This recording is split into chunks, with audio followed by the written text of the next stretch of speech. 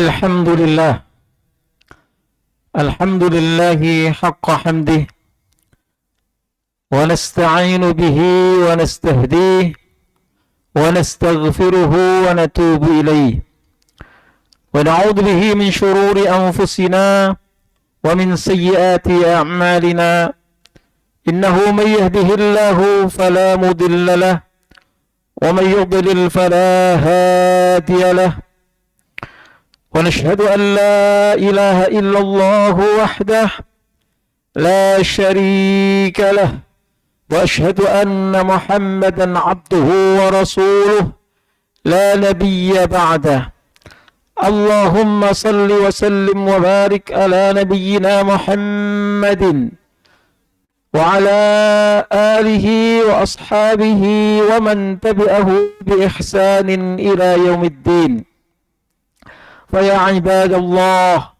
ضيوف الرحمن عزاكم الله أوصيكم وإياي نفسي بتقوى الله فقد أوصانا ربنا عز وجل بقوله يا أيها الذين آمنوا اتقوا الله حق تقاته ولا تموتن إلا وأنتم مسلمون وأوصانا رسولنا المصطفى صلى الله عليه وسلم اتق الله حيثما كنت وأتبع السيئة الحسنة تمحها وخالق الناس بخلق حسن صدق الله العظيم وصدق رسوله الكريم ونحن على ذلك من الشاهدين.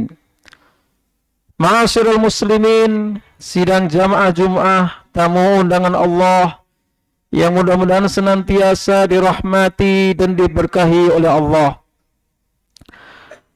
Marilah tak henti-hentinya kita panjatkan puji syukur kita kehadirat Allah Subhanahu wa Ta'ala atas segala nikmat dan karunia yang terlimpah kepada kita, yang tentu saja tidak akan sanggup bagi kita jika dituntut untuk menghitungnya. Wa in ta'uddu ni'matallahi la tuhsuha. Maka jangan sampai kita mengkufuri, mengingkari, menutupi nikmat yang telah Allah anugerahkan ini. Fa bi ayyi ala'i rabbikuma tukadziban. Nikmat mana lagi wahai jin dan manusia yang kalian dustakan.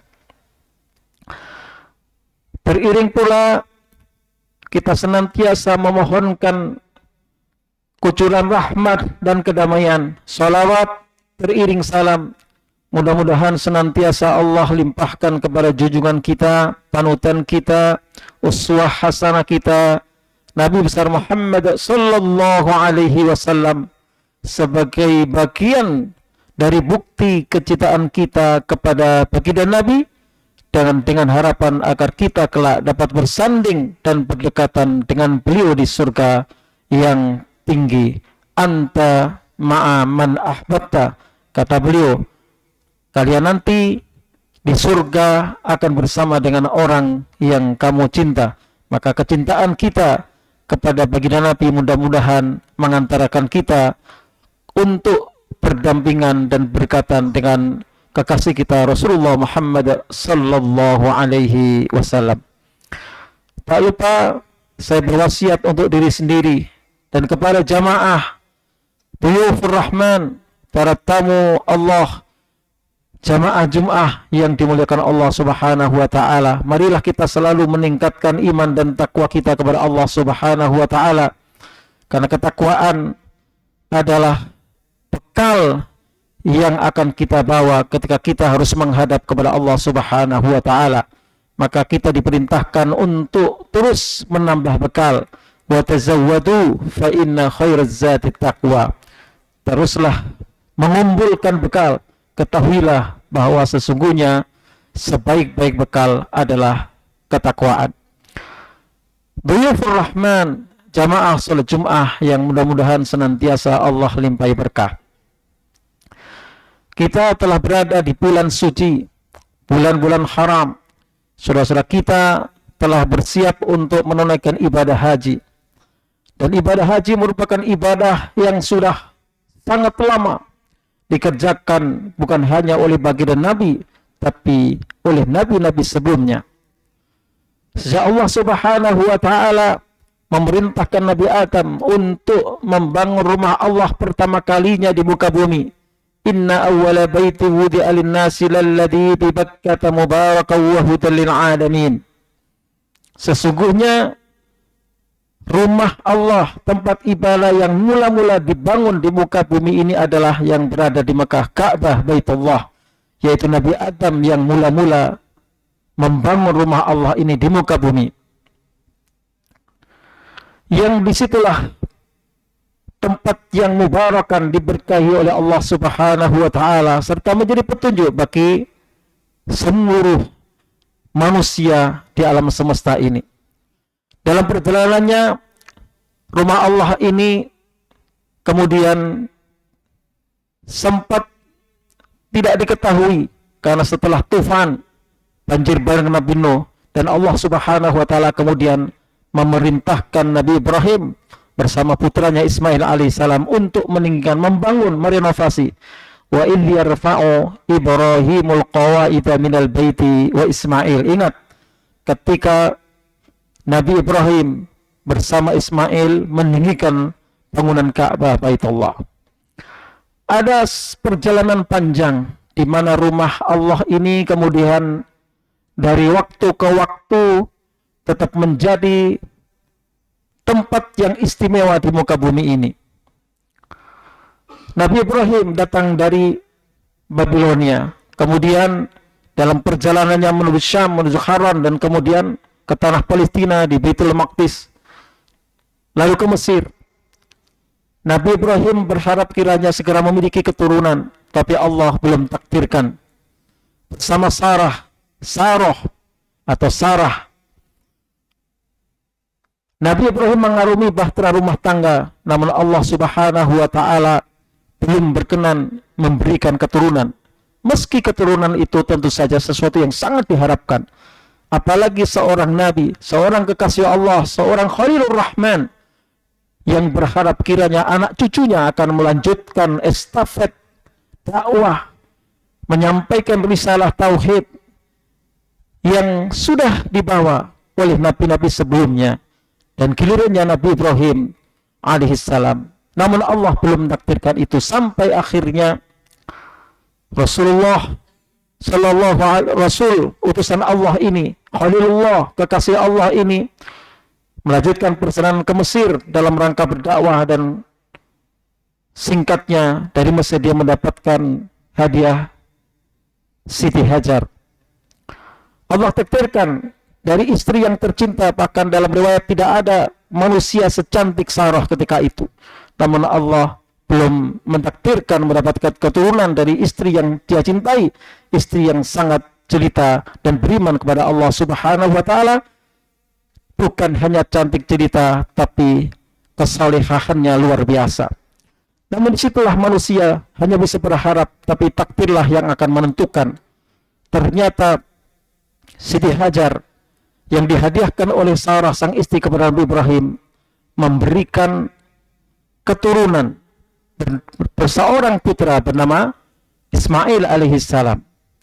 Coba kita bayangkan bagaimana perasaan seorang wanita, seorang istri yang sudah lama menjalani bahtera rumah tangga, belum mendapatkan keturunan, dan yang mendapatkan keturunan justru adalah salah seorang yang dihadiahkan kepada suaminya. Tentu perasaan batin ini sangat mengganggu. Boleh dikatakan orang sekarang iri rasanya. Maka Nabi Ibrahim pun terbawa oleh perasaan itu, melihat istrinya yang solehahnya luar biasa, keimanannya luar biasa, tapi Allah belum takdirkan mendapatkan keturunan dari seorang Sarah. Dan ketika Nabi Ibrahim menengok Hajar, Allah berikan dari Hajar ini seorang putra.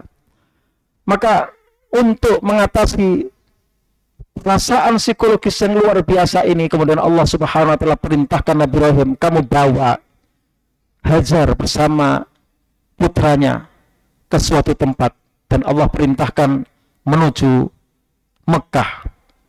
Berjalanlah ketiganya, dan kemudian Nabi Ibrahim menempatkan Hajar bersama putranya yang masih sangat belia, masih bayi, di suatu tempat yang tidak ada apa-apanya, hanya berbatuan. Inni askantu min dzurriyyati biwadin ghairi dzi zar'in 'inda baitikal muharram. Sesungguhnya ya Allah, kata Nabi Ibrahim ketika itu mengadu, aku tinggalkan keturunanku, istriku Hajar dan Ismail putraku, biwadin ghairi dzi zar'in, di sebuah lembah yang tidak ada tanamannya. Bagaimana akan ada tanaman sedangkan lembah itu dikelilingi oleh bukit-bukit yang semuanya adalah bebatuan. Tapi tempat itu adalah tempat yang istimewa, inda baitikal muharram, di rumahmu Allah, di rumahmu ya Allah yang suci. Dan kemudian istilah tempat yang Allah berikan keberkahan. Tentu sesuatu yang sangat berat, perjuangan bagaimana mengelola perasaan antara dua istri, dan kemudian juga perasaan bagaimana keirian mungkin ada di dalam diri seorang wanita. Pengorbanan yang luar biasa. Dan akhirnya ketika Nabi Ibrahim hendak pergi, maka Hajar bertanya, wahai Nabi Ibrahim, apakah Allah yang memerintahkanmu untuk menempatkan aku bersama putra yang masih bayi ini? Allahu amaraka bihada. Apakah Allah yang memerintahkan semuanya ini? Nabi Ibrahim menjawab, iya. Maka dengan keyakinan yang luar biasa, Siti Hajar mengatakan, kalau sudah begitu, pasti Allah tidak akan menyia-nyiakanku. Lalu pergilah Nabi Ibrahim meninggalkan sang bayi ini bersama ibunya, dan tentu saja ada masanya harus berbuat. Mana mungkin bisa hidup, mana mungkin bisa bertahan kalau tidak ada sesuatu yang menjadi penopang kehidupan, air setidaknya. Maka Siti Hajar meninggalkan si kecil untuk mencari air untuk minum, dan kemudian bolak-balik sampai akhirnya keliling 7 kali yang kita kenal dengan kemudian ibadah sa'i yang dilakukan oleh setiap orang yang umrah dan menunaikan manasik haji. Dan bukan di tempat yang jauh ditemukannya air itu, tapi di tempat di mana Siti Hajar meninggalkan Ismail, dan sampai sekarang kita tahu itulah Zamzam. Dan tidak ada air di muka bumi ini sebagus air Zamzam. Bahkan ma'u Zamzam lima syuribalah, kata baginda Nabi. Air Zamzam ini tergantung dengan niat apa dia diminumnya. Ingin sehat dengan minum Zamzam, ingin doanya terkabul dengan minum Zamzam, dan seterusnya. Ini adalah buah dan keberkahan dari perjuangan, jika perjuangan itu semata karena menjalankan perintah Allah Subhanahu wa ta'ala. Dan doa-doa yang dikabulkan oleh Allah terlihat nyata bagaimana Nabi Ibrahim menempatkan Hajar dan putranya di tempat yang tidak ada air, tidak ada makanan, tidak ada buah-buahan. Namun doa-doa yang disebutkan oleh Allah di dalam Al-Quran semuanya terwujud. Tahwi ilaih, ya Allah, jadikan hati manusia ingin sekali untuk datang menunaikan manasik umrah maupun haji di tempat ini. Dan kita tahu bagaimana antrian umat Islam di seluruh dunia untuk bisa menunaikan ibadah haji ke Baitullah. Warzuqhum minas samarat, ya Allah, berikan rezeki kepada mereka dari buah-buahan, sesuatu yang enggak masuk akal. Bagaimana di sebuah lembah dikelilingi oleh bebukitan yang adanya batu-batuan, tapi doa Nabi Ibrahim, kasih ya Allah rezeki dari aneka ragam buah-buahan. Tapi karena tempat itu adalah Baitullah, maka Allah berikan keberkahan itu. Tidak susah, bahkan berlimpah kita mendapatkan aneka macam buah di kota Makkah. Inilah jamaah sekalian, bahwa ketika kita berkorban untuk agama Allah, kita menjalankan perintah Allah, maka Allah memberikan keberkahan dan kebaikan.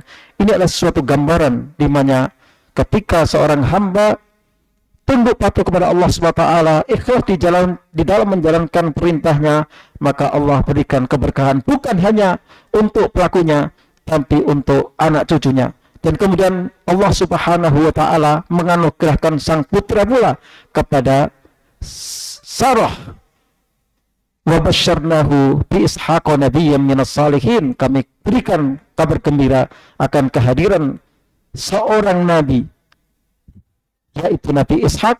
Dari Nabi Ishak kemudian menurunkan salah seorang putranya adalah Ishak, wa min wara'i Ishaq Yakub, kemudian cucu dari Nabi Ibrahim melalui Siti Sarah lahir seorang Ishak, dan Ishak menurunkan keturunan Yakub, dan Yakub menurunkan Yusuf, dan seterusnya nabi-nabi Bani Israel. Inilah jamaah sekalian betapa keberkahan itu akan dapat kita raih, akan kita dapatkan ketika kita ikhlas dalam menjalankan ibadah kepada Allah Subhanahu wa taala. Barakallahu wa lakum fil Qur'anil Karim wa nafa'ani wa iyyakum bima fihi minal ayati wadh-dhikril hakim wa taqabbal minni wa minkum tilawatahu innahu was-sami'ul 'alim.